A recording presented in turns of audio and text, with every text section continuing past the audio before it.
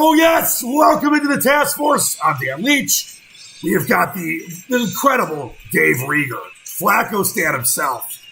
But our special guest, the man of the hour, the boys are back in town. It's not just the incredible, not just the Pulitzer Prize winning, not just the pride of Michigan State, but a guy I'm lucky and grateful to call a good friend, the legendary ML Elrick. ML! Oh, yeah, there's the Spartan mug. It is great to see you, and we're going to get into our incredible Michigan State relationship, yet we still love each other somehow, some way. But it's great to see you, and I know a lot of people are very excited to hear from you tonight. How are you doing, my friend? Yeah, I'm doing well. It's great to be with you guys. I am now at my home studio, which is also my home office, which is also my home, which is now my vacation place. And as far as I know, this is where I'm going to be buried. So I'm glad we've got a nice big yard. Well, I'll tell you this. I went on a vacation the other day. I went from the living room to the bedroom, and it was a reduced rate. And they actually served me peanuts, chicken, teriyaki sausage. So I was feeling good. And I guess next week I'm thinking about going to the basement, and they've got like a deep discount, ML. So it's possible I could get a basement ticket for $3 round trip. I mean, that's the least I could do right now, right? You picked the wrong time to move out of the residence inn. Everyone's like, why did you leave the hotel? By the way, I got a great question for Jeff Lesson we'll get to. We got the chat going already. But before we get into anything, great to see Dave Rieger as always. He's always here with us. Flacco Stan, Locka Stan, one of the greats. But ML, you are one of the greats. And I just wanted to kind of check in with you and see how you've been doing. We'll get into, obviously, your incredible career in a second here and what you've been up to and a great new podcast you're doing. But how are you during a time that is like no other in our lives? Yeah, well, I had the coronavirus, and I was one of the lucky ones that had a fairly mild brush with this Yes. beast. But I'll tell you, I play a lot of sports. I try not to watch a lot of TV. And so I really miss getting out and doing stuff. I've never been really big on watching sports on TV. I love listening to it on the radio. So I'm hurting both in that I can't hear any live sports.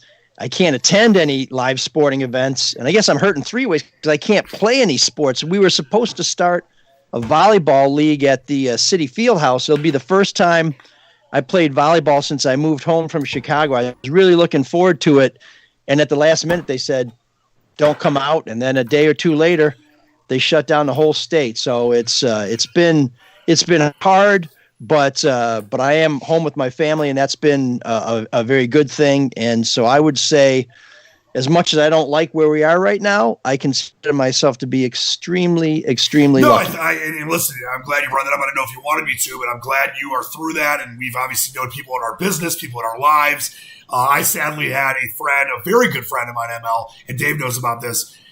He had 40-year-old friends of his that he met back, I want to say, right after high school. The wife and the husband, they were both wife and a husband, both went on ventilators at Henry Ford West Bloomfield. The wife ended up coming off. The husband didn't. So it's affecting everybody. And I know that we've calmed things down, but I think, and I wanted to get your thoughts on this because you lived through this. You actually had it. And I know the numbers are down, and that's great. But then the whole liberate Michigan, liberate Virginia. If we don't keep doing what we're doing to some level, it's going to get right back or worse to where it was. As someone that has seen this firsthand, and thank God it wasn't terrible. I know some obviously have died, and some have had very major symptoms. But for someone that's been through this literally, how do you feel about people just wanting to rush back to life? So one of my favorite stories is about the grasshopper and the ants. And the grasshopper just loves to sing and play and fiddle all day, and the ants are always grabbing crumbs and other things to put in their home. And then it gets really cold, and the grasshopper is still out there fiddling, and then it gets really cold, and he's freezing his ass off, and he's about to die, and the ants are all in their hole living it up. They got the fire going. They're eating all their crumbs. They're having a great time. And the grasshopper's like, oh, damn, I guess I shouldn't have been screwing around all the time. And in that story, the ants invite the grasshopper in, and they save him, and he does some fiddling for him for the winter. And in real life, I think the ants would consume the grasshopper. But this feels a lot to me like there's too many grasshoppers. It's sort of like you're in a relationship and you're the saver and your partner's the spender, and they just keep spending because they say, well, the reason why we're not broke yet is because I spend all the money. And you're like, no. The reason we're not broke yet is because I save enough money that when you spend it, there's enough to pay the bills. I think these people who are in a rush to get back out there and resume life as we knew it in 2019, they're the spenders. They want to take all the precautions we've taken and say, acting like a jerk is why we're safe. And it's like, no. Everybody else acting safe is why the jerks aren't dead yet. So sit your ass down. And if you want to complain to me about being stuck in your house, I got 2 words for you. Nelson Mandela. Dude was stuck in his place for decades. Didn't do anything wrong. Never bitched about it. So sit your ass down. Say what you got to say, but don't put an AR-15 in my face because I'm from the east side, and I'll put it somewhere where you won't need a silencer and there ain't no sunshine. Beautifully said. By the way, on another note, you just got me thinking, I was watching the movie Hurricane with Denzel about Hurricane Carter the other day. How about a guy like that? 30 years in prison. Yes, there were times where he was a little more combative than others, but he was an innocent man. He found his day, and people are asked to go home, watch Netflix, you have roast marshmallows like my sister does. It's not like we're serving in World War II, ML. It's not like during the Spanish flu, which by the way did come from Spain. It actually came from the United States, but it was called the Spanish flu because Spain wasn't on a wartime. Why my mind's blanking right now? They media were on a media restriction, right? That's why it's called the Spanish flu. I think we've been through a lot worse, my friend. And to see someone like you, and by the way, Glenn and many others in the chat saying glad you're feeling better, and thank God you are. But it's one of these things where the people's priorities and people's ideas of what matters right now are so out of whack because we have been so lucky. And Dave knows this too. We have been so lucky, ML, and you've seen this throughout your career, to have all these different advantages, good economies, sometimes bad, but the ability to earn a living, the ability to take your family on vacation, whatever it is. And then they're complaining about having to sit at home for a little while to save lives. That it's more important to open up an economy and kill herd immunity and kill the elderly and the ones the sick and the weak than to do the right things and save as many as we can. That to me is so backwards, to be honest. Yeah, well, Mayor Duggan said today in his daily briefing, which I covered for the Free Press, that the average age of the people dying in Detroit from coronavirus is 75 years old. So if you want to go do what you want to do with no consequences, go ahead, but don't count on Grandma and Grandpa and Auntie May being there for Christmas or Hanukkah because you're killing them. You're going to finish them off. And the thing that, and we all work in the media, right? So our schedules are crazy. But the one thing that I'll tell you has been really nice for me during this is I'm having dinner with my family, which as a member of the media, you're never home to have dinner with your family. Now we're doing it. And it's nice. I probably should have been doing this 20 years ago, but hey, you do what you can. And you're grateful for the opportunity to get shit right eventually. Dave, I know that you and ML have known each other from, Dave, of course, works at WJR. What is it called? The Great Voice of the Great Lakes? The Great Voice of the Great Lakes. So you guys know each other? I think that's the You've known each other. The golden shower. I'll give you a golden shower. Yeah. Dave, you guys have known each other for a while, haven't you? Yeah, I've worked with ML a couple times on some shows that he's sat in for, whether it be Frank Beckman, Paul W., Guy Gordon, and I'm still going down there, and the Fisher Building's kind of abandoned right now. It's kind of like a ghost town when you walk in there. You got to wear a mask. You got to sign in at the guard desk. All the entrances except for 2 are closed off. And ML's been there. It's a very weird feeling walking into that place and being sometimes only 1 or 2 people there at a time. It's a very interesting time. But I agree with everything that he said. If we don't do what we need to do now, then even though the curve is flattening, people are still going to die. So you have to follow what the governor says and just wait it out. And it's and like Dan said, it's not like we're at war, so you just got to do what you have to do. I'm lucky enough that I can leave the house occasionally to go to work, so I'm not at home all the time. But yeah, you just gotta follow directions. Just keep your mouth shut and keep your head down, wash your hands. Hey, listen, and even say, by the way, the word I was looking for from the Spanish food was the censorship. I don't know why I couldn't think of that for a second. But when, Dave, even I have no problem, and ML, I want to get your thoughts on this, that we have a question from Lesson, who I say, you're the pride of Michigan State, ML. I don't know how he described Jeff Lesson. Maybe the minority pride. We'll do something for him in a second. But well, Lions move into pride, so he can be part of the pride. He's part of the pride. But you are the pride. So I have no problem, and you brought up the AR-15s and all that nonsense. I have no issue with exercising free speech. There's nothing wrong with that. That's what makes America beautiful. That's what's part of the great experiment. But doing it the right way is what matters. Going and storming the Capitol with guns and not wearing masks and shouting at Michigan State police is so ass backwards. And I've said this before, and Dave's heard me say this.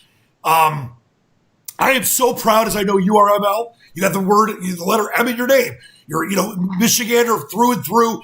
I am so proud to be from the state. I've lived in Costa Rica, Florida, Atlanta, California, wherever. But I always knew I'd come back, and working in media here, as you have for so long, and Dave has too, means so much to me. But during those two protests, the first one when everyone was stopping traffic and getting in their cars and honking horns and being stupid, and then the one where they go and storm the Capitol, I was embarrassed. I was embarrassed to be a Michigander, ML, and that's the last thing I ever want to feel. Well, I don't have a problem with people getting inside the Capitol building and being demonstrative and maybe even shouting down at the lawmakers. But I don't think that you need to bring your weapon in for that. And I'm just grateful that didn't provoke somebody. I mean, we're 50 years, or is it 40 years removed from Kent State? That started with people getting together. And in that case, the protesters at Kent State didn't have any weapons, but the National Guard still blew its cool and shot them. If the state police had lost their minds, I wouldn't excuse it, but I could certainly understand it because they were outgunned by a long stretch there. If you've ever been to the Capitol, there are the red coats. Those are the sergeant at arms. Those are usually retired police and sheriff's deputies. And then you have a small contingent of state troopers there, but they're almost like goodwill ambassadors trying to direct people around this historic building. So they're not prepared to repel an attack. And to the protesters' credit, they didn't attack anybody. But to, whether you believe the science or not, the regulations are don't get that close to somebody else and you have to wear a mask. And to put somebody at risk, maybe you're wrong. Why not play it safe? I was just reading something in the New York Times over the weekend. A Nobel laureate is writing a novel about plagues. So, there's some light reading for you.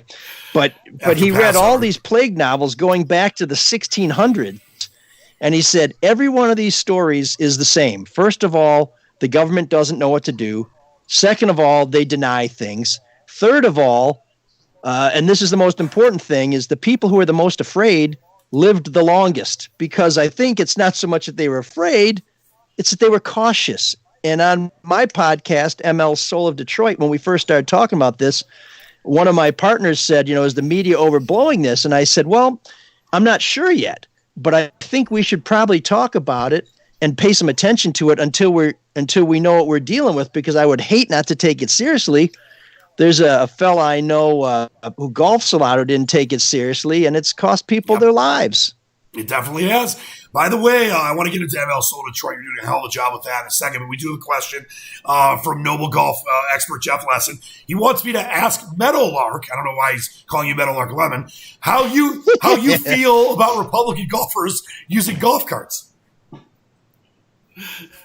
So I may have talked to Jeff about this, but I was going up to East Lansing legally to help move my daughter out of her house and to cut the grass at a couple of rentals we own.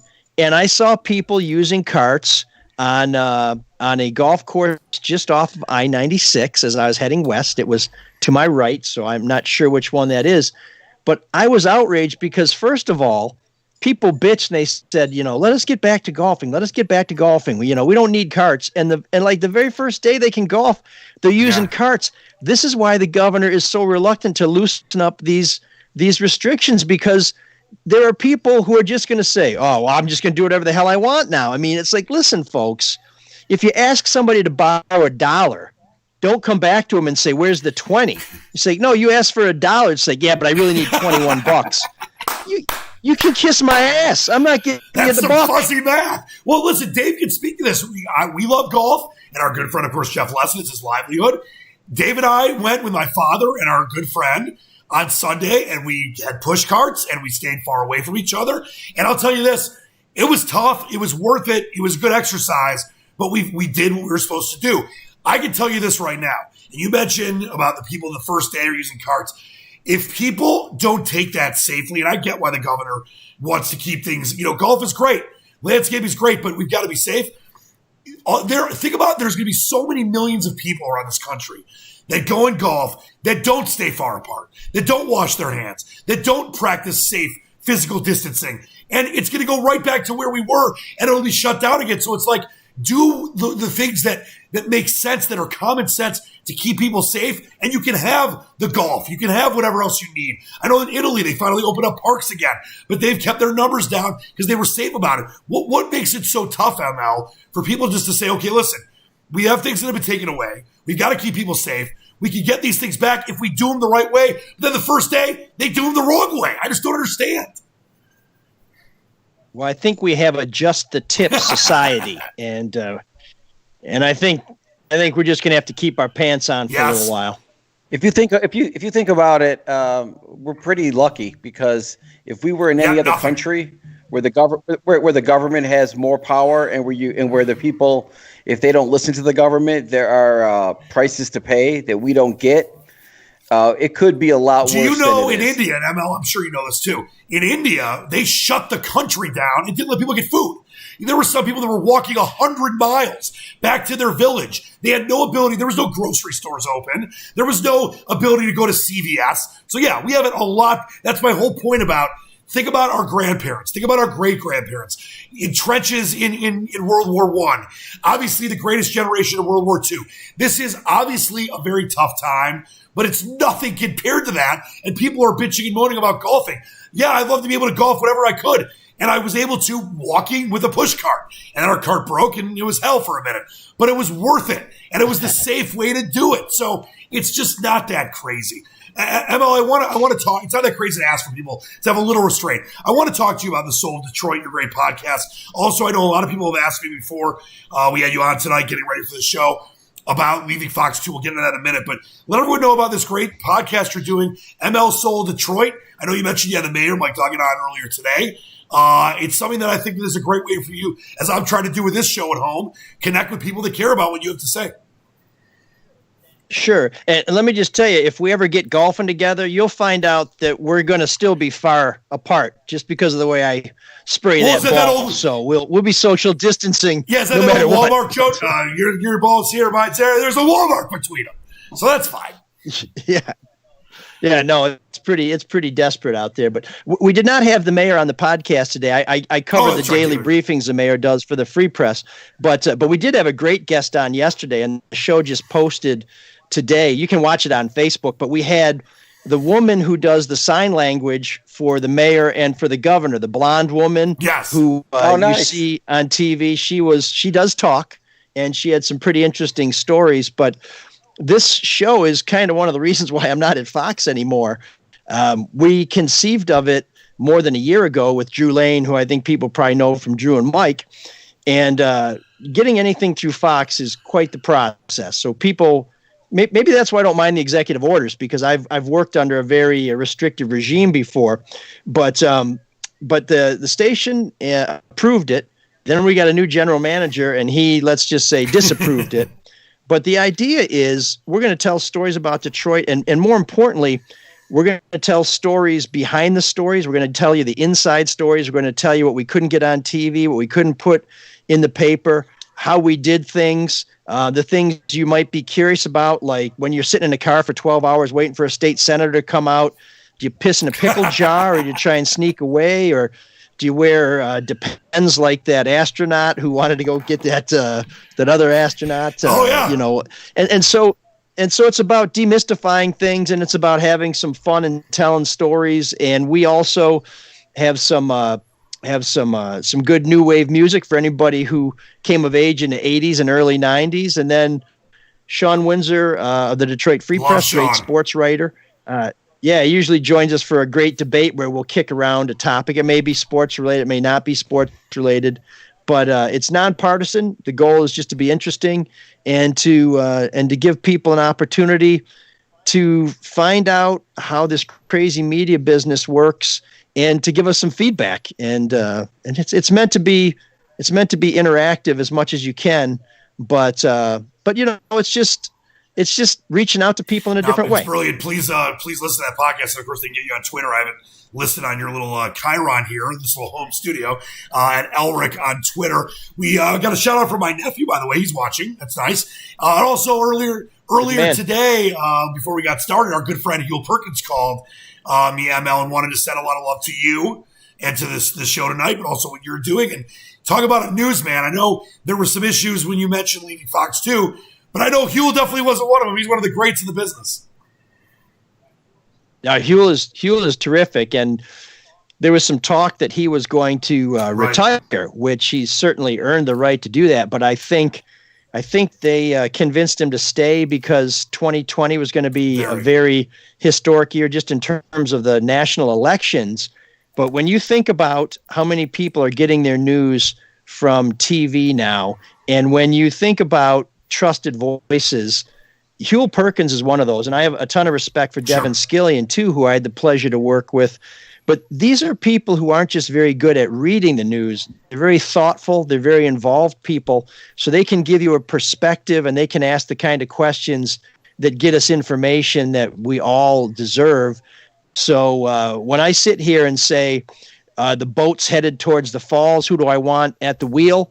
At the rudder, I say Huel Perkins, I say Devin Skillian, and I say that it's great to have people like that bring us some reassurance and bringing us some wisdom at a time when it seems in short supply. Beautifully said. I want to take a trip down the incredible journey of your life and career. And, we can go back to Grosse Pointe South. I hear you were quite the popular guy. Oh. And then, of course, Michigan State. Yeah. But take us...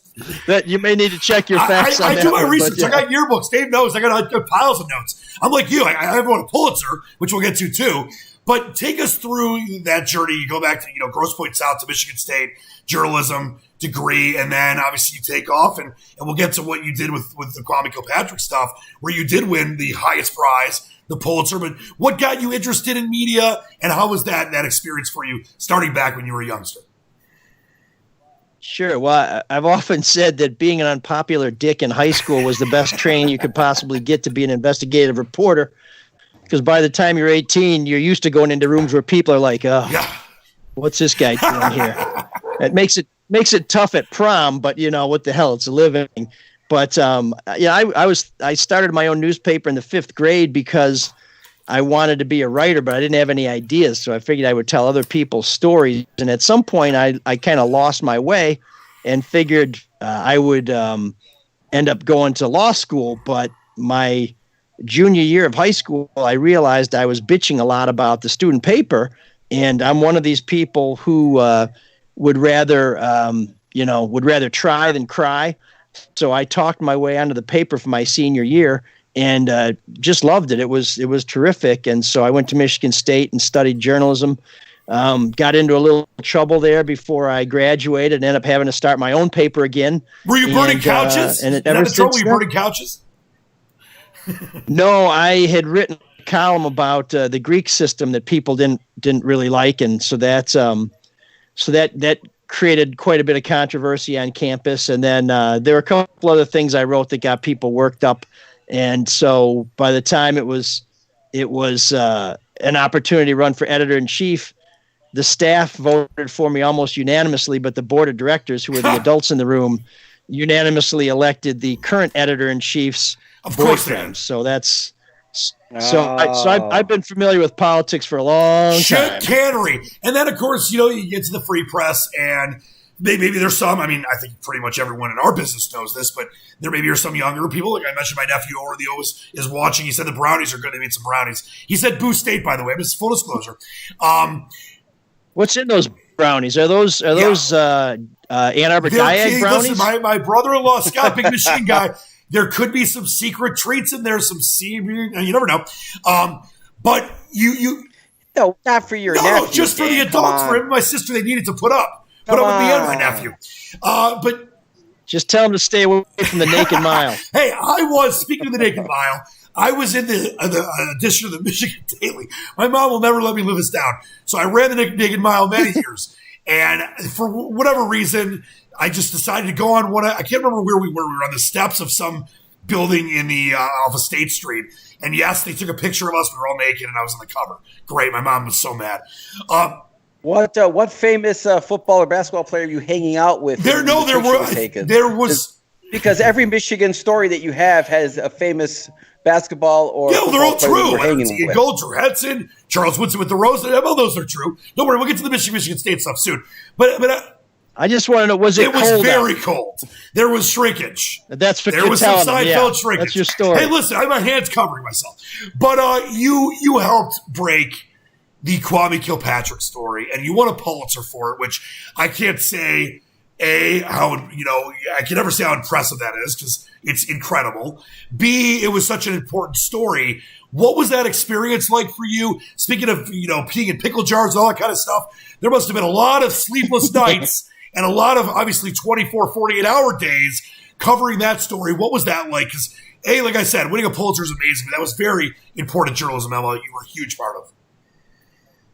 Oh, thank you. That we took a pay cut right after we won the Pulitzer, so it's not as fond a memory as it could have been. But that's the way the media works these days. Well, so I met Kwame Kilpatrick when he was running for mayor, and I really liked him. And he tried to hire me as his press secretary, and I thought about it, and I ultimately decided, no, I'll stay in journalism. But for the first year or so that he was mayor, in addition to covering Kwame Kilpatrick, I was teaching journalism at Wayne State, and I was working as a beer man at Comerica Park. So Friday nights, I would run from City Hall across town to Comerica Park, getting changed on the way, and then sling suds for the weekend and then go back to work on Monday. So those were kind of some great days. But then the Tigers started to tank it, and then rumors came out that Kwame Kilpatrick had a crazy party at the Manoogian Mansion, which, by the way, I never believed. I don't believe to this day. I've worked harder on proving that than anything I've ever worked on, and there's just not a scintilla of evidence that it happened.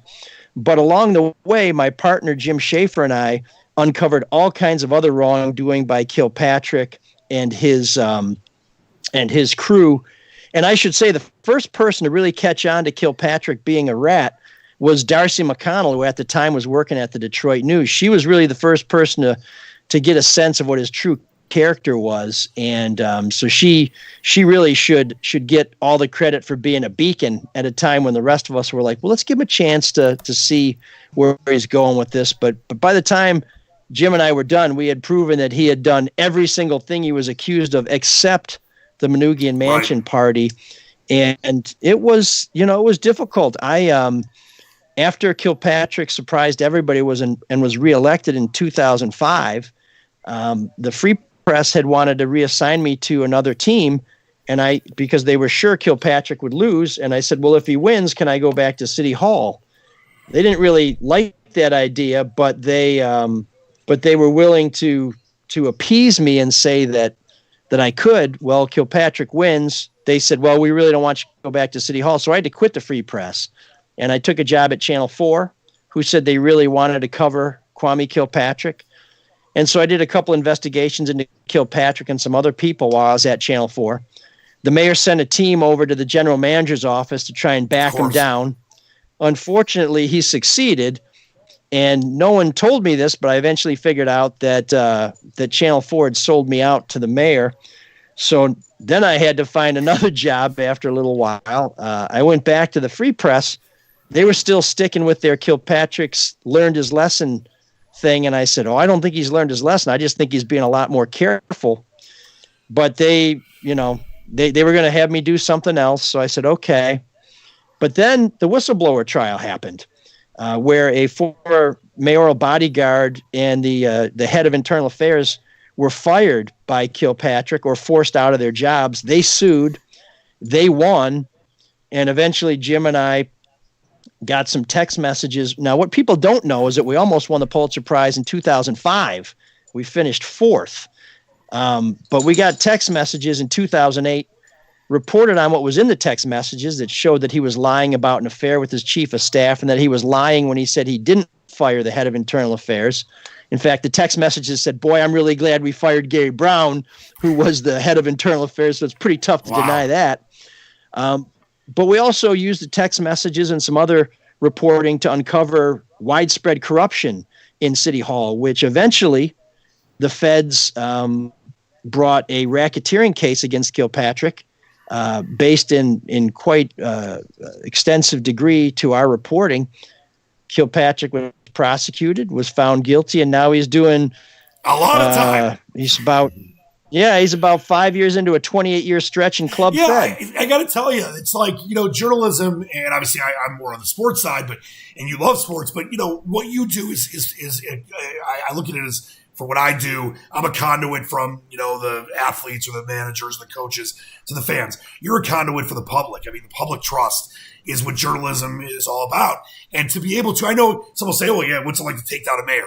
You were a conduit for the public, the taxpayers, when there was all this chicanery going on in City Hall, to get them and shine the light on what they deserve to know. So that's what journalism's all about. I mean, you can't ask, and that's why you won a Pulitzer, including your partner, Jim, that you mentioned. I can't think of anything better in a career to do, ML. What is the experience now when you look back on it? And I know it's not just about saying taking out a mayor, but to know that you were that conduit to keep the public trust in the right place. And in essence, while that happened, you did take down a mayor, but you did what the public needed you to do, being the journalist that you were with your partner.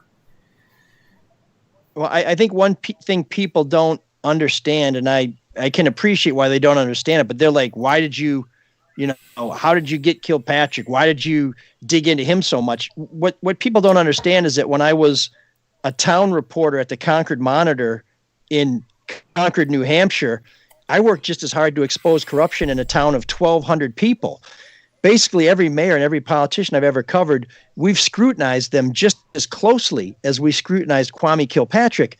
The difference is we didn't find the kind of stuff we found when we scrutinized Kwame Kilpatrick. So it's not like we said, let's dig into this guy. It's that I dug into everybody. And when I dug into Kwame Kilpatrick, it's sort of like being a prospector. We just hit a rich vein. And so personally, because I really liked Kilpatrick and had high hopes for him, I was very sad to see what was really going on. And as a Detroiter, I mean, whatever anybody tells you, the reason Detroit went into bankruptcy was because Kwame Kilpatrick couldn't manage the city's finances. It's that simple. So as a Detroiter, I was devastated at what their corruption and incompetence did to 800,000, 700,000 people here in the city of Detroit. And it's not about me, and I usually don't bring up the Pulitzer or talk about it, but one of the things that I learned from that I think is a lesson that other people can take to heart is that, I quit a job and I lost a job because I followed what I thought was right and because I stayed true to myself. And there were times when I really thought that I had blown it. There was a time at Channel 4 where I was so depressed that my stories were getting killed, that important stories that I had taken a job to report were not going anywhere, and I didn't know why. I couldn't sleep. I started seeing a psychiatrist because I thought I was going to need medication so I could just sleep through the night. It didn't work, by the way. And in fact, the first meeting with the psychiatrist, when he found out I was a reporter, we spent the rest of the hour talking about stories I should be doing about how psychiatrists have a bad deal. So I was like, thanks Doc. Yeah, I mean, people complain about these college doctors violating him. Well, this guy was no better, but it was just more of a mind screw. But in the end, it turned out that being true to myself resulted in a good outcome for not just me, but for other people. And maybe the most important thing, I learned two really important things out of all of this that have nothing to do with Kwame Kilpatrick. One is you should never be so miserable in a job that you can't sleep because you'll find something else, even if you don't think you will. And number two, winning a Pulitzer or some big prize or whatever, there were people who deserved as much or more than we did who didn't get it, and that's not right. And it didn't change our life.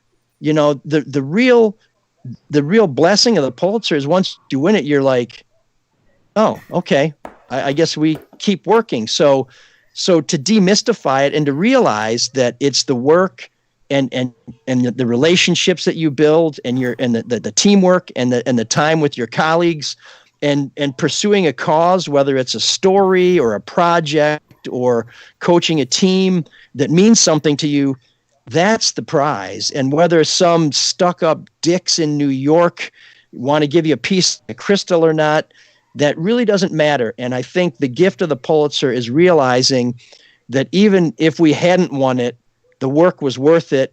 Our careers and our efforts were well spent, and that awards don't. Other people shouldn't tell you what matters. The people in Detroit and the people who appreciate that we got rid of a crooked bum who cared more about himself than any of us. That's the important Sound thing. like the brilliant and humble journalist you are. It's one of the many reasons I love you. We're going to get into a Dan Leach one-on-one starring ML Elrick in 1 second that Dave is going to run. Dave has some great questions prepared for us, ML, that I have no idea what they are. But I do want to get a question from the chat that I think is really interesting from Glenn. He wants me to ask you, ML, do you trust mail-in voting, which looks like at some level we're going to probably have to have for November's election, which I will say and have said many times is, I know everyone says this every 4 years. This is by far the most important election of my lifetime. I don't know how you guys feel, but how do you feel about mail-in voting? So the states that have been doing it for quite a while have had very good results. So I'm going to rely on their experience. But my feeling about voting in general is it should always be a record of the ballot you cast. We should always have paper. In fact, you know, working for a newspaper and people want to put everything electronic and do it online. And I appreciate that. I read the New York Times and the Washington Post and the Guardian, you know, almost every hour on my phone. So I'm no better than anybody else. But the experts have said if you were looking for the perfect way or the best way to record information, you would put it on paper. And that's what they're saying in 2020. So the fact that mail-in ballots involve paper, I like that. I also think it's harder for a bunch of Russian troublemakers to generate millions of fake paper ballots than it is for them to run a program that hacks into some electronic tally system. So I'm willing to try it. And after what we've seen in Wisconsin, I do not want to stand in line to vote. I just don't want to do it. I'll tell you this. You know, people can say whatever they want. And even the president said this, and I don't want to make this political, but it's just I thought it was hilarious. Because I wish everyone voted, ML. I wish everyone had to vote. I don't want to say it like that, but I wish everyone voted. But we know that about half the country, whatever, a little more than that votes. The more that vote, the better. So, yes, President Trump even came out and said, if you allow everyone to vote, there's no Republican will ever win again. Who cares whether it's a Republican, a Democrat, a third-party candidate? The more people that are able to vote, the better. And I understand that there is definitely a possibility of fraud. But if you do it, like you mentioned, and Wisconsin obviously was a disaster. But if you do it the right way and you put certain things in place, like we do a lot of things through the mail. You get credit cards through the mail. You renew your license through the mail. There is ways to do it that is safe and smart that will not, A, disenfranchise people, but B, will, as you mentioned with the trolls on Twitter and hacking our election systems online, they won't be able to get in. They can make fake paper ballots in Mother Russia right now. So I see no reason why bringing in more people to the fold is a bad thing, unless you're worried about if you're a certain party or candidate losing, because the more that vote, you're going to lose. Yeah, I would like everybody to vote too, but I would settle for a compromise where if you didn't vote, you have to wear a sticker all the time so that when you complain about stuff, I can just say, shut up. You don't have the right to complain. Those. Go get it at the next election and come see me. Otherwise, just, pay for this round and get out of my face. Instead of having those I just voted stickers, I did vote. And that's, you can't say anything. All right, let's get into it. Dave's going to prepare a great Dan Leach one-on-one starring the Pulitzer Prize-winning ML Elrick. Dave, 5 questions. Question 1 to ML. ML, question 1 for you. YouTube has seen a spike in everyday task tutorials. What task have you gone to YouTube to get done during this stay-at-home time? I like it. What have I gone to YouTube to do? Anything, things you can't say on the air, if it's okay. No. I know how to do those things. That's the other thing you learn when you're not popular in high school.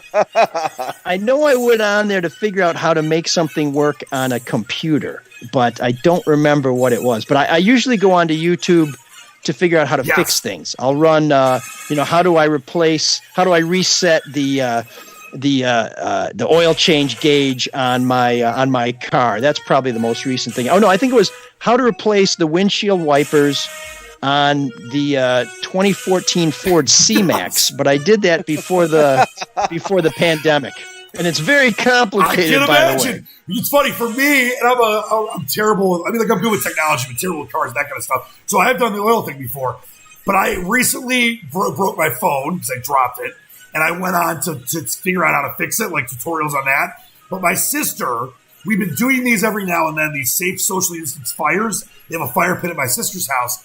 So she all of a sudden wants to start fires every day. And she asked me if I could go on YouTube and ask her, or look, how do you start a fire? Because she's doing okay, but she's not like this fire. Like I went on camping trips, ML and Dave. I've been in the 72-hour solos and the Cascade Mountains and the Smoky Mountains. She is not. So I went on and figured out how to start a fire for him. So that helped. Dave, question. And if you ever go on Survivor, then maybe you'll I tried out win. for Survivor. So, I mean, it's the first round that I was out. All right, question 2. Question 2. While Detroit casinos stay shut down, the Island Resort in Harris, Michigan announced they will open tomorrow. Slot machines, carry-out food, service, some of the bars, bingo, and some of the retail shops. Would you, at this point in time, ever walk into that casino? Other casinos, because I'm very competitive, and I know the minute I lose a round or a hand, I'll just try and get it back. So I try and avoid any temptation. That's no island casino, no local casinos. Well, Dave knows this. I love casinos. I can't wait for some people's masks or not, doesn't matter, gloves or not. And then obviously I love poker, playing online. I'm not going to play poker at a casino. I don't know, ML, did you hear this story? I think it was New Yorker. They had their poker game. All of them got COVID-19. 3 of them died. I can play online. Yeah, Dave plays on our online games. We'll have to get you an ML. It's totally fine. I'm not touching or setting foot in a casino for a long, long time. That's for sure. I mean, and we know it's killing you. Yeah, I love the casinos too. I think they're fun. I think they're exciting. But when this pandemic hit, one of the things I was wondering about with the mayor is when are they going to be closed? Right. Because if you go into the casinos, let's see. You got old people with respiratory problems sitting there with their tanks and smoking, and they're touching hard surfaces where this thing can live for 2 or 3 days. If they had kept those casinos open, when they do the contact tracing, they would have found out that all the old people who died were at the casino.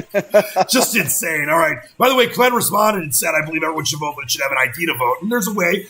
Maybe you can figure out to do that at home and copy it, whatever it is. There's definitely a way to do that can make it safe. All right. They send you a code for the census. They send you a code for the census. I bet you credit cards, not licenses. People aren't doing fake licenses. I hope not. All right, Dave, question 3 in the one-on-one. Question 3, ML. The Treasury Department today said that people who have received a stimulus payment on behalf of someone who has deceased should return the money immediately. What percentage of people who have received a stimulus on behalf of a deceased individual are going to return these payments in your opinion? Money!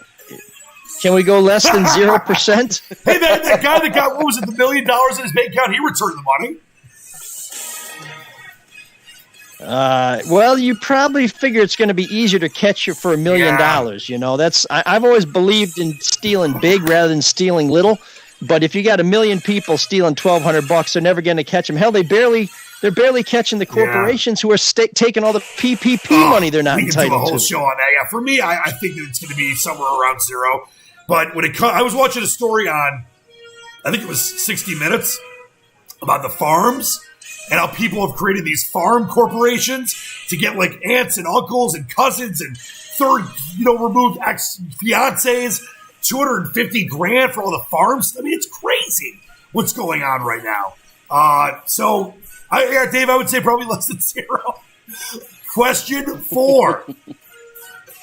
Question 4. Mike Tyson's trainer said that he has the same speed and power as a guy that's 21 or 22 years old. There was a video that was out recently. He says Tyson could make a return to the ring at 53, and there's going to be more videos that are going to be coming out. Who would you like to see Mike Tyson fight against if he comes back to the ring? I want a rematch with Zach Galifianakis. I think he caught Zach with his guard down, and if he's ready and he sets his feet, I like his chances. I like it. And I think that beard would absorb a lot of impact from the first blow. So I never understood why Ernie Shavers would shave his head, just to get hit that hard. To me, I'd be in there with the biggest fro or a bouffant hairdo or whatever, just to soak up a little bit of that impact. He really caught Zach. I think that Zach was definitely not prepared, and they stole the tiger. It was obviously Tyson's right to punch him out, but still, give Zach full training and all that stuff. I'd want to see him, even though they're both way too old. I want to see Holyfield Tyson 3 and see if instead of biting his ear, maybe Tyson, I don't know, bites his nose. Like I would still watch that, but it's ridiculous. That was to me, ML, the biggest. Like I was in college for that, and I remember they were charging like $15 at Touchdowns Cafe on South U in Ann Arbor. I'm sure they were doing similar things in East Lansing. That was the biggest fight, other than maybe Mayweather, Pacquiao, maybe Mayweather, McGregor, that we've had in 25, 30 years. So why not Holyfield Tyson together? Both in their 50s? Why not? Yeah, it can be sponsored by, the people who have the elevators for your stairs, the chairlift, and the walk-in tubs, and sure, I love it. Yes, yeah, exactly. You say who wins? We'll say depends. Brought to you by Depends. Brought to you by the AARP. Get your form in now. Dave, let's sit down the partners we always do with question number 5. Question 5. Speaking of question 5, a 5-year-old was recently pulled over in Utah while driving his mom's SUV. When the cops pulled him over, he said he was heading to California to buy a Lamborghini because his mother told him he could not have one. When you were 5 years old, what did your parents tell you could not have that you really wanted? Good one. Well, when I was 5 years old. It wasn't that long ago. Now you're only like 30. Yeah, and it was, it's times 2, but it was probably a bike. And I think when I was 6, I got a Sears Free Spirit, which was painted red, white, and blue and had the banana seat that had red, white, and blue stripes on it, and the red and the blue stripes had that sparkle in it, like you see on the finish of bumper cars and stuff like that. I love that bike. That was pretty sweet. That's awesome. For me, that or a hot babysitter. I can't remember which it was, but either one would have been a lot of fun to ride. I had too many of those, and I got in trouble because I think I might have ripped my clothes off when I was like 7 once and ran around trying to impress the babysitter. But for me, it was. Old habits die hard, I guess, eh? Now, listen, my mom and dad are the best, and I love my mom. But when I was a kid, I was very fascinated by cap guns and swords and stuff like that. My mom would never let me have them. I think occasionally my dad would sneak one to me. It would be immediately taken away. I got a sword at Japan World at Epcot Center. That was taken away. So that was what I wanted as a young kid. And thanks, Mom. She was always looking out for me. She told me that scary story, ML, that, there was like a cop that shot a young kid because they thought it was a real gun. It was a cap gun. So she was looking out for my safety. But I really wanted a freaking cap gun. I thought they were so cool. Dave, great job. ML, a few more things I want to do with you. We can talk to you forever. It's so great to have you on. It's so great to know you. I did want to bring this out, and Dave knows about our great Michigan State relationship. I think our Twitter followers know about it as well. You and I have probably, I think, perfected the ability to troll each other in a classy way, as opposed to a way where you better block me or I'm going to block you. Like, we always have fun with it. But you love Michigan State. I love Michigan. Dave knows this from all of our previous endeavors. But what has it been like for you as a Spartan fan, knowing that it's over? Oh man! Wow. I was going to give you at the time that Tyson and Holyfield were fighting. There weren't many touchdowns in East Lansing, so that would have been a difference between how you spent that fight and I did. But I'll tell you what, I think that Wolverines should be delighted that Coach Tucker doesn't have time to work with his team and get them ready for this season. I don't even know if they're going to play. I don't even know if they should play. But we got the right coach. We got a team that's going to be tremendous. And I think the other good news for Michigan fans is they finally have a good excuse for not finishing higher than third in the Big Ten East this year. Thanks. So I want to get back to Spartan Stadium. I put my deposit down on my season tickets, and I'm hoping I have to pay the balance before No, I hope long. so too. And listen, in all seriousness, you and I do have a lot of fun with it. We both love our teams that we've rooted for forever.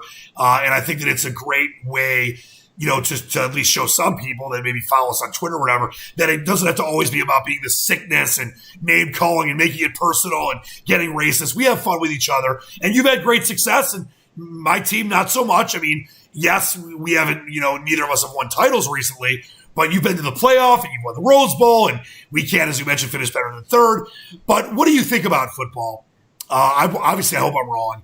I don't believe there will be college football. I know the NFL put into play today. There was a story I read that they're already putting in the parameters about refunding tickets. And I'll say this again that I've said on the show before, for those that don't know, 75% of the revenue for college football programs is tickets. Only 25% of that is NFL when it comes to tickets. So a lot of programs will fold. Do you think there will be football, ML? Do you think there should be college football? And if there isn't, how tough is that going to be?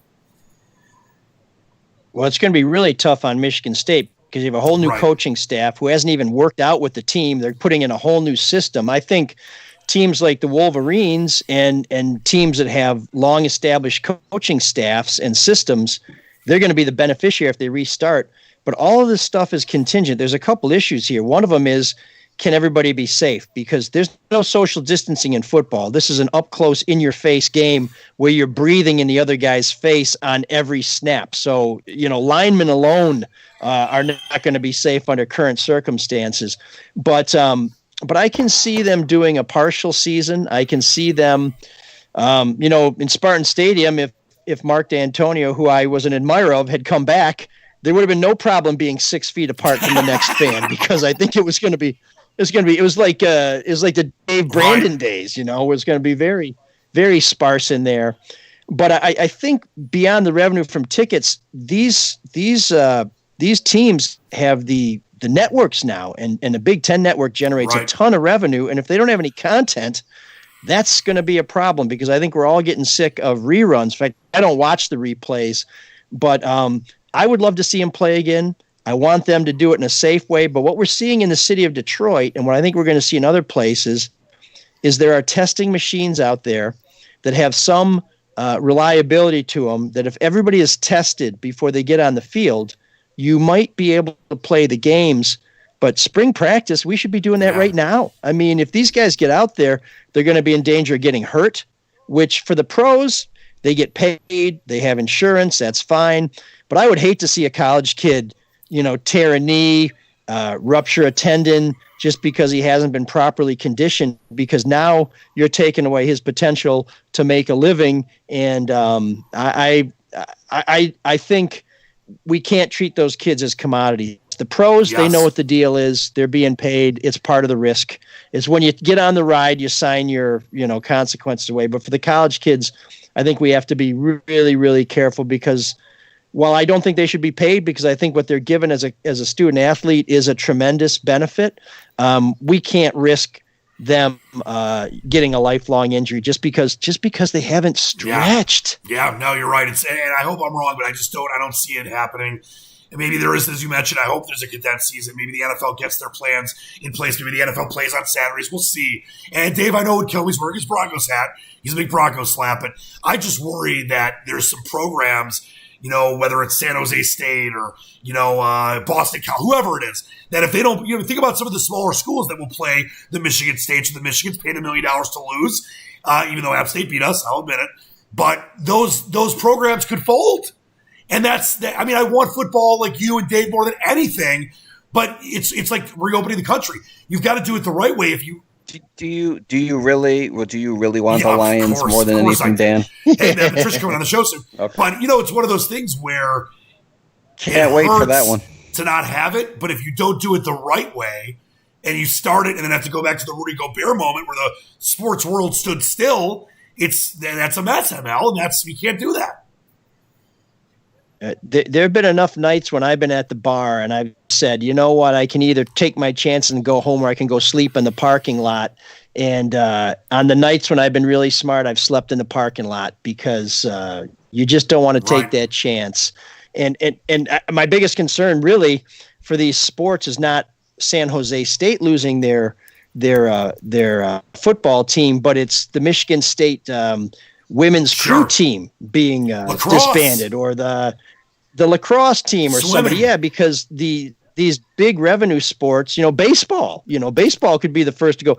I think we may remember that UAD, our good friends, the Titans, used to have a baseball team, but they had to cut them because it was too expensive. So my grandpa and grandma's first date was at a UAD football game. So yeah, I know it well. One of my parents' first dates was at a basketball game at UAD. That's great. Was that the Dickie V era?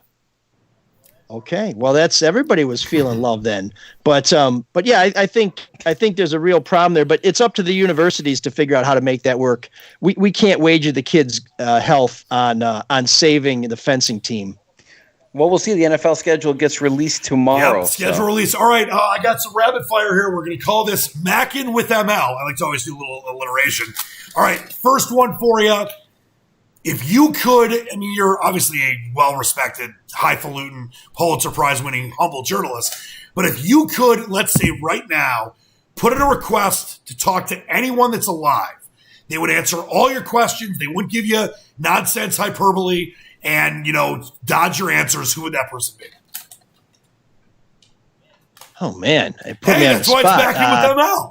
Yeah, no. I'm gonna say Morrissey because I think he's such a prickly guy, and it was just Cinco de Mayo, and he put out some special swag for Morrissey fans. So I would say Morrissey. So you're a big Smiths guy too, obviously, and you talk new wave. Absolutely. All right, I'll go to this. Your favorite? I know it's an impossible question. I'd much rather hang out with Johnny Marr, but I would ask if I could. If Morrissey had to answer every damn question, Morrissey's been such a reclusive, wacky guy. I think that's a great answer. But this is probably an impossible question too. But you can give a couple if you want. Who is your all-time favorite band or artist? Yeah, boy, I guess I'm gonna say the Smiths, although I'm tempted to say Pink Floyd. Well, I loved you for many reasons. Pink Floyd's top three for me. I saw Gilmore at the old Chicago Theater a couple years ago. By the way, speaking of concerts, I've been reading lately they're creating these future suits that maybe that's going to be how we go back to concerts, wearing a full suit.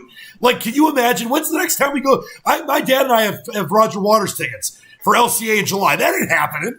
Billy Joel's not happening. When do you think we're going to go see concerts again, ML? Or give hugs? Either or. Yeah, well, I'm waiting to get refunded for my Black Keys tickets because there's no way you're going to have social distancing on the lawn at DTE. Yes. But I got so if Sid Barrett was still alive, he would have been my no doubt answer to question great. number one. I was going to ask you that. But, Sid Barrett, of course, the founding member of Pink Floyd. People don't know. Yeah, and it was a very different band back then. But I got two funny Pink Floyd stories. Cool for you. I've got everything. I'll be brief. Okay, so when Pink Floyd reconstituted and was doing the Momentary Lapse of Reason tour, I was working as a photographer at the State News, and so I got a press pass to go shoot the concert, which usually they let you out for the first three songs, and then they throw you out into the crowd. So I was backstage with Gilmore and Richard Wright and Nick Mason. I don't remember seeing Gilmore or Richard Wright, but I saw Nick Mason, and I watched him go by with these really hot young women. I just thought, look at that old fart. Well, at that time, he was probably 45. I'm 52. And now I'm thinking, Nick Mason, there's a lot of mileage on those tires. He was just a kid. What the hell was I thinking? He was a young pup.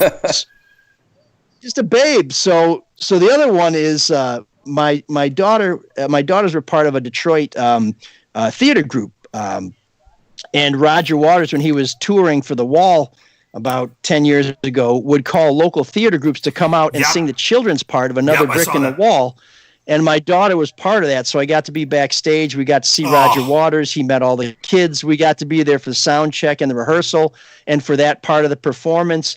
and it was amazing. He seemed like a really cool guy. The way he treated the kids was very, very special. And while I had a camera to shoot it, I figured I would shoot the actual performance on my iPhone because it was easier to move with. Well, I'd never shot video on my iPhone before. So while the kids were doing the performance, I was in the pit. I had all these great angles. I'm zooming in. I'm going wide. It was beautiful. The lighting was spectacular, except I double punched on the button. I didn't get any of the video. So. That's devastating. Oh, man. But I did record the sound check, which I wasn't supposed to, so I have that video. So I got a quick heartbreaking story, too. So Pink Floyd always been in my top 3. My dad, I thank my hero, my father, for getting me into that, whether it was Dark Side of the Moon or The Wall or Wish You Were Here. And Comfort Me Numb, I still believe is one of the greatest songs ever written. And I've seen, as you mentioned, I've seen Waters 6 times, and I've seen Gilmore twice. But I was 10 years old. You mentioned the Delicate Sound of Thunder, Momentary Lapse of Reason tour. They're playing the Silverdome. I know it's a freaking school night. Who cares? I wanted to go. My dad said, sorry, Daddy, it's a school night. You'll have to see him next time. So he got to go and see that. He was like 20th row floor. He brought me back the program. But ML, shouldn't the father have let me go? I know I was 10. I know it was a school night, but I think he was not getting back at me. But my great-grandfather, the legendary Saul M. Leach, the M stood for middle, no middle name, just M. My dad was 10 and 57. And my grandpa said, Harold, I'm sorry, little Harold, the dad's name, you can't go. It's a school night. Don't you worry. There'll be many more times to go see the Lions win a title. Well, we all know the story since then. So I feel like it was him paying me back for what my grandfather did to him when he was 10 years old. How great of an experience would have been to see them momentary lapse of reason in the Silverdome. I'm so jealous. Yeah, that must have been a second swing because I saw them in the summer at the Palace. They did both. So, yeah, okay. They did both. Okay. Yeah, no, that's a friend of mine was a Packers fan, and after the first Super Bowl, he's like, I'll just go the next time. Just stupid. All right, a couple more for you here. Your all-time favorite athlete? Steve Eiserman. Great answer.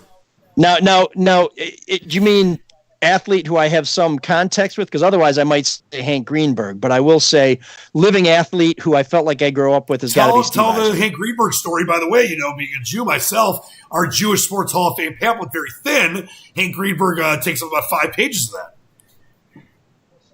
Well, so I never met Hank Greenberg. I didn't know Hank Greenberg, and obviously I never saw him play. But just in terms of someone of tremendous talent and tremendous integrity, Hank Greenberg is. I think I don't know that anybody can touch his character. He's a man who was a great teammate, was a great athlete, a good citizen.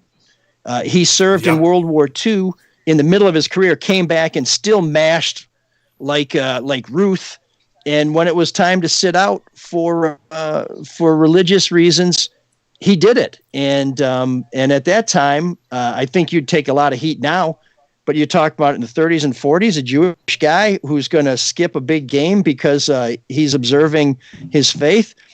Incredible. And I think he did that before. I believe Koufax may have done that as well, but this would have been 20, 30 years earlier at a time when Jews were not that far off from being persecuted by the millions, incinerated. So I just find a story like that and a person like that to be just few and far between. So I might put him up along with the human beings I admire the most. But yeah, Greenberg for sure.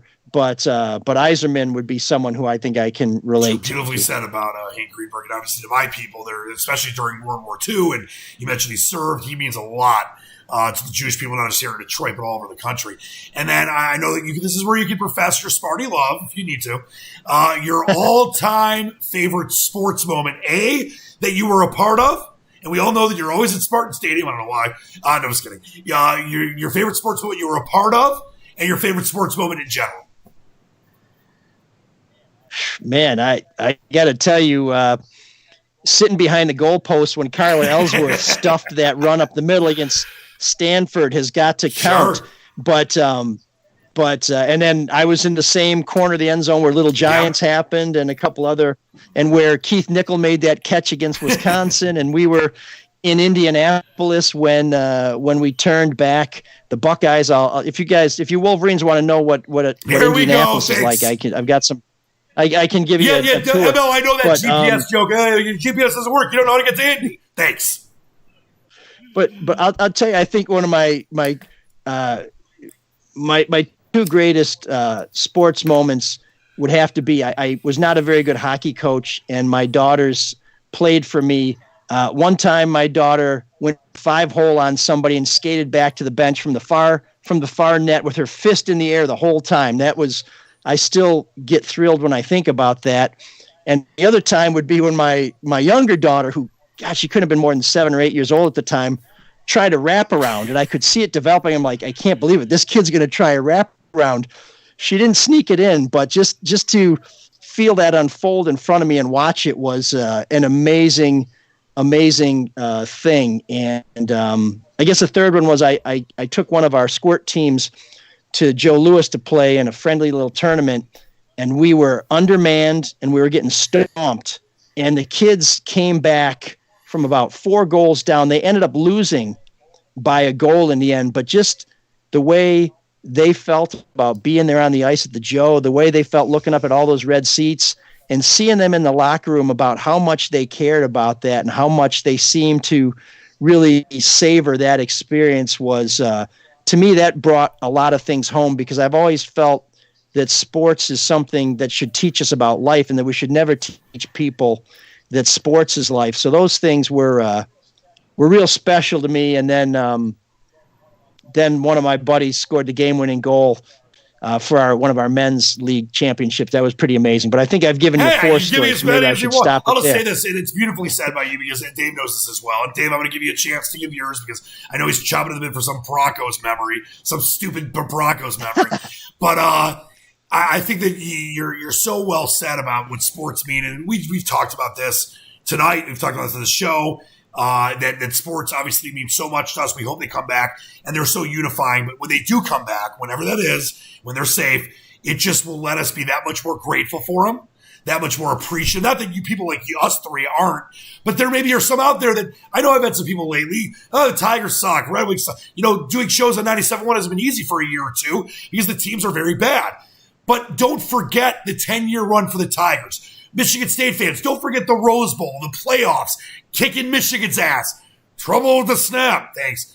The Red Wings fans, don't forget the Cups. So I think that that's what's going to happen when they come back. It's my great hope, ML. And obviously you spoke to that, but the personal stories, me and playing Olympic basketball at my boarding school or at Brewster Academy, those are just as important. Those are just as special. Dave, I'll give you a shot here. I know you're wearing the Broncos hat. Which I just wanted to say that not only does Dan not know where Indy is, he also doesn't know where any of the Super Bowls have been held either. I've been to many of those, but not with the Lions. Dave, what's your moment? But obviously, the first Broncos Super Bowl, Elway the helicopter, and obviously the greatest. But I will have to say a close second was the Broncos and their run they made in Super Bowl 50, beating the Carolina Panthers. But even before that, taking out the Patriots, taking out the Steelers, and just kicking the living crap out of one Dan Leach with every bet. The Broncos are going to lose. The Broncos are going to lose. The Broncos are going to lose. And just absolutely owning this man who claims to be this prognosticator. It was 15-2 against the spread last year. Not that year. Whatever. Broncos buddy. Suck. For me, Emma will love this. It was being at the Rose Bowl in '98 and the Barry Sanders 2,000-yard game. Those are the moments forever internally in my heart. And I know the Lions will get there. Maybe I'll be 92 and on oxygen, but they'll get there at some point. ML, I can't thank you enough. Before we do our parting shots and our exciting house item of the day, I just want to say I'm very lucky to have you in my life. We've struck this friendship up over the last several years, starting with sports, but you're just someone that means a lot to me, and I know a lot of people in this area and this country and world, but I just have respect for what you've done in your career, what you continue to do, and I can't thank you enough for the hard work that you've done for the city, for the people of Michigan, and being just someone that really cares about what's right. So I thank you for that, and I'm grateful to know you. Well, it's a privilege to do what I do, and I'm grateful to still be doing it in this crazy crazy industry at this troubled time. But I don't know Dave as well. I like Dave. I have a lot of respect for him and his brother and the work they do and what they stand for. But Dan, before I knew you, I was a huge fan because your personal story is one that I think is inspiring. And I think that you are you're a beacon for a lot of people, and you're damn good at what you do, and entertaining as hell. But even if you're the most boring guy in the world, you're far from that. You're just the opposite. But somebody who has the wherewithal, the character, and the stamina that you do, I would tip my cap to you, but I haven't had a haircut in 2 months, so I'm looking a little bit like Yahoo Serious right now. So, but to you, my brother, it's all respect. Thank you so much, and listen, it just says a lot about us being these good friends that are both Michigan and Michigan State Slaps. And I see the tweets of you in the stadium mocking me, and I accept them and retweet them. And, maybe I'll finally rise again with those freaking Wolverines. Who knows? Probably not. I don't know. Maybe. Hard bust. Before we go, as we always do, Dave, we got our exciting house item of the day. What does Dave Rieger have for us on this fine Wednesday hump day? Before I show my household item, I do have to say the first time I worked with ML, we talked about Dan Leach and the Twitter wars that you guys had before we even really knew each other. So that was like one of the first things we talked about was, what about this Dan Leach and these Twitter wars and this Michigan State and this craziness? So the household item that I have for today is back in the day, I used to do a lot of bowling. I was pretty good at it. And my old boss's wife, who went to a lot of craft shows, bought me this, which is this little container. I don't know if you can really see it. It says bowling money, and it's got this little old man. And you would, put like your change in there, or whatever. You got a few grand in there for when you hustle people? So she got that for me. I always thought it was kind of cool. This little old man holding a beer and his bowling ball. Sweet. And it was pretty sweet. ML, what do you got, my friend? That looks a little bit like Munson. What are you Munson about in the middle of nowhere? Is that the rubber man you got there? Ernie McCracken. What do you got, King ML? Little bigger and McCracken. What do you got, ML? So I talked about my men's hockey team. This was our 18th season together. We had our season ended by the pandemic with a couple games to go. But every so often we have a milestone where we mark it with something. And for our 15th anniversary, I had these bottle openers made for the guys. I don't know if you can read this, but it's Bulldogs XV, and it has our motto on there: skate hard, don't suck. That is fantastic. Dave, I know you two can't see me on camera, but I'll let Dave start this story because I'm holding something. Go ahead, Dave. Everyone's going to love this. So I have an aunt who lives out, my Aunt Lois, A-Lo, who lives out in Scottsdale, Arizona. And she loves Dan Leach on Facebook. Whenever I talk to her, I don't know if she's ever met Dan, maybe once, but she loves Dan Leach. So she has made masks, and she's sending them out to the family. So when I told Dan that, my Aunt Lois made a mask, he immediately got on Facebook. And here's how he starts out a note to my aunt. Sweet Lois, to my aunt, could you please find the time to make me a mask? And Dan, I think she made you a mask. I got the mask right here. It's on. She wanted me, you know what? I got to take a picture of this. Well, I just fell off. But she made me the mask. She sent it. She put it in a cool plastic bag, and it's fantastic. So thank you, sweet Lois. And Dave won't let me live it down, ML. He just won't let me live it down. Well, I understood the unedited message said, "Sweet Lois, will you make me a mask out of your underwear?" Yes, but we had to redact that for the show tonight. Before we go, I always like to give everyone a chance to give their parting shots. And before we, I'll get to ML's podcast in a second. But Dave, what are your parting shots tonight? My parting shots are pretty much always the same. Follow the directions. Stay at home. Wash your hands. Flatten the curve. And as my favorite Friday Night Lights TV show coach Eric Taylor used to say, "Clear eyes, full hearts, can't lose." Love it. ML, let everyone know how they can get the ML Soul Detroit, how they can stay in touch with you. The podcast is excellent. All the stuff you do is excellent. But how can people stay in touch with you? And whatever your parting shot is, my friend. Sure, that you can follow me at the Free Press. We appreciate it when you subscribe because that helps pay our salaries. We're already taking furloughs, but hopefully we'll get through this pandemic. You can find the the podcast. It's ML's Soul of Detroit. You can find it on any podcasting platform or at our website, which is mlsoulofdetroit.com. We actually have some cool swag if you want to check out some gear. But I guess my parting shot is that right now, life is a lot like being in the media. Survive and advance. If you love what you do, if you do your best, if you're passionate like Dan Leach about it, and you're careful and you're as professional as Dave, these jobs come and go, and they're all very tenuous. And I know everybody out there is just like, oh, I'd love to have one of those jobs. These are great jobs, and it is a privilege. But every friggin' night now, you go to bed and you wonder, is this job going to be here when I wake up? But we still do it, either for somebody else or on our own.